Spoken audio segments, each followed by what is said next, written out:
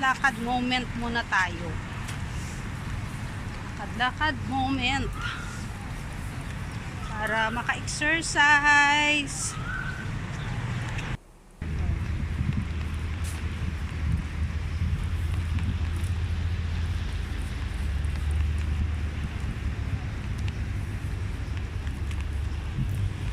So for today's ganap guys, naglakad-lakad ako papunta rito sa my promenades. Ayan, dito sa Castle Peak. Malapit sa may Castle Peak Oh, ang Beach. init, So, init. yung ganap na to guys ay Aga nakakita pa ang yung init flag na. ng Hong Kong and China Ayan, flag. oh, ang So nagulat ako init dahil ang ng dami nilang panahon. decoration na flag, puro flag. So napaisip talaga ako bakit anong ganap? Anong meron dyan? Bakit marami silang inilagay na flag? At ang cute ng mga kulay guys. Ayan. O, di ba ang ganda niya? Kaya napaisip ako at pumunta ako dito dahil sabi ko, ang ganda naman ng kulay na yan, yung napaka-colorful. So, ayan guys, naglibot-libot muna tayo. Ayan, papunta dun sa kabila dahil dito guys sa part ng bungad, merong mga nagtitinda ng mga isdang fresh.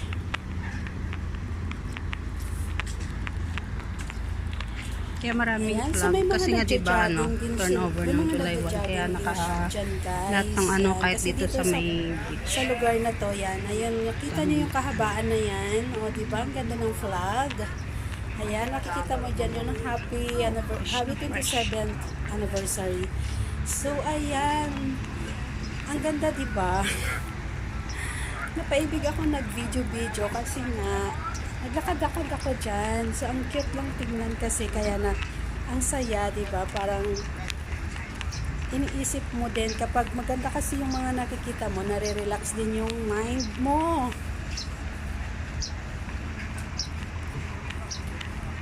So, ayan yung mga ganap, guys. Kaya, natutuwa ako dahil nga sa yung kahabaan ng ano na to, ng way na to, ay nilagyan nila lahat ng napakaraming flag.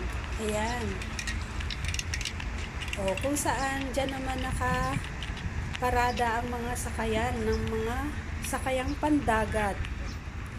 O, kabilaan siya guys. Tapos meron din mga yung maliliit na yate na may mga nakatera. So, ang ganda tignan. So, habang naglalakad-lakad ako guys, ay ini-enjoy ko ang mag-video dahil napakaganda ng mga flag.